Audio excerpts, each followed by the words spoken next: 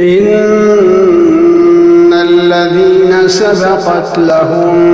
منا الحسنى أولئك عنها مبعدون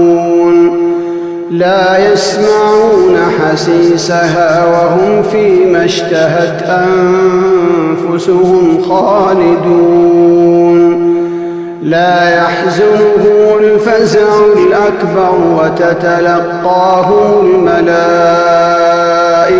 هذا يومكم الذي كنتم توعدون يوم نطوي السماء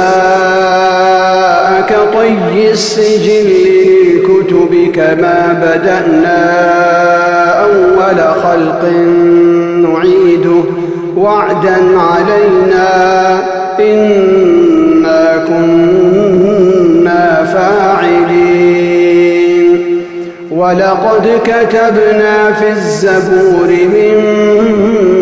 بعد الذكر أن الأرض يرثها عبادي الصالحون